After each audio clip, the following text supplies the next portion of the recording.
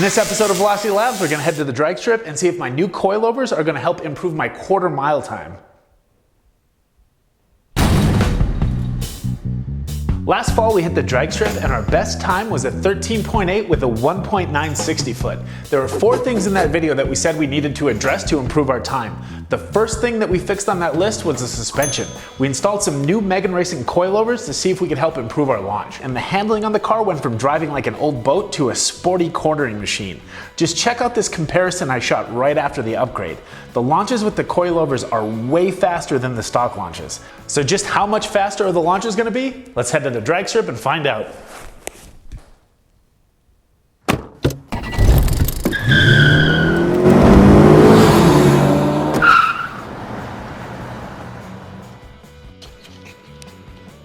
Alright, cooling temp is 186.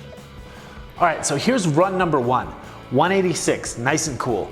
I also fixed that temp problem I was having by rewiring my fans so I could keep them on with a switch.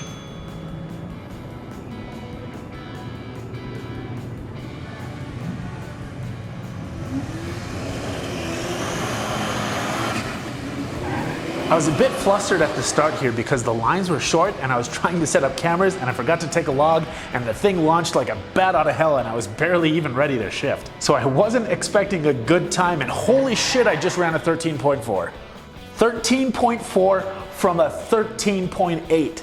I just knocked 4/10 of a second off my quarter-mile time with just a suspension upgrade.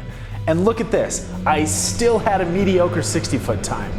So the coilovers aren't just helping my launch, they're helping keeping the car level and minimizing weight transfer between all of my shifts.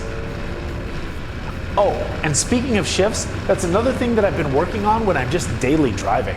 Last time I was at the track, I really had to concentrate and think hard about nailing all my shifts. And I think the extra effort that I had to put in at the track came from just lazy shifting from all my daily driving that I do. You know, you're really not thinking about shifting quickly when you're driving to work.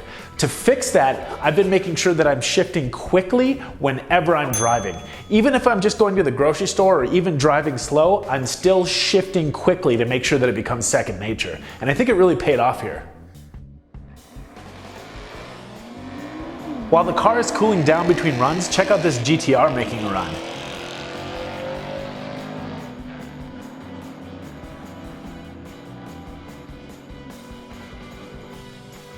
All right, and here's a brand new Dodge Charger Hellcat right after it. I was just so scared.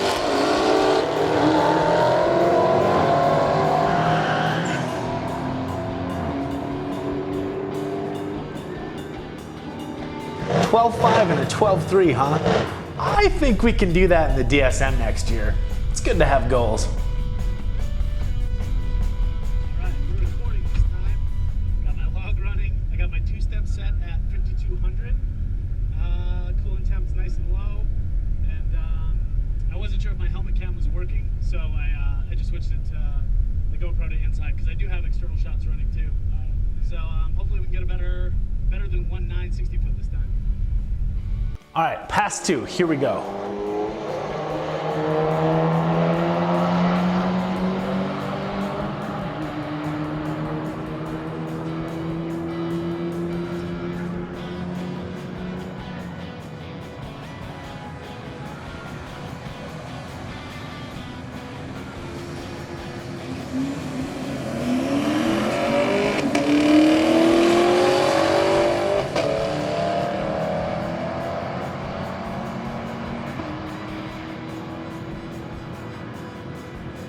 Man, 13.4 again. I also felt a little sluggish again on that pass, and again I was a little nervous at the starting line. It's really kind of a silly thing to be nervous when you're at a test and tune night, but once you get up to the line against somebody else and the lights are there and you're revving your engines and you're all ready to go, you really do get freaked out.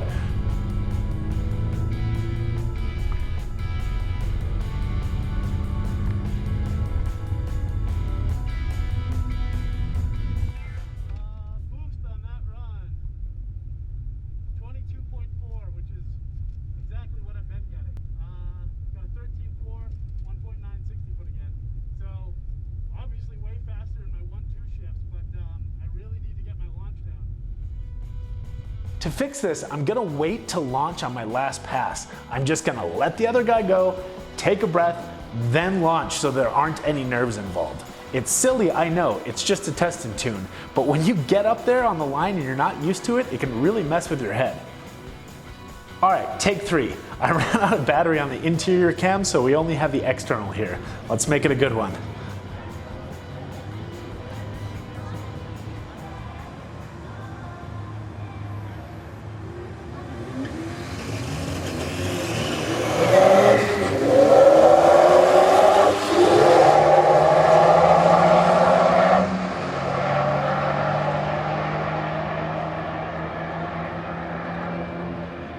All right, now we're talking. That run felt amazing. Spectacular. Yeah. Good. Like you could tell you came out harder with that one. Yeah, and I was, instead of focusing on the guy next to me and cutting a light, I was focusing on actually launching. That run was awesome. I got finally a 1.8 60 foot, and that brought me down to a 13.2. 13.2 with a 1.8 60 foot. We knocked 0.6 seconds off our quarter mile with just a suspension upgrade. That is amazing. All right, so what's next? We need to get rid of the intake and the exhaust restrictions that we have to really let this turbo breathe.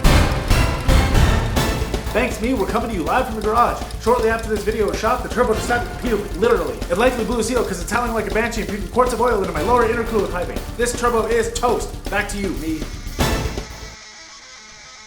Oh, son of a bitch.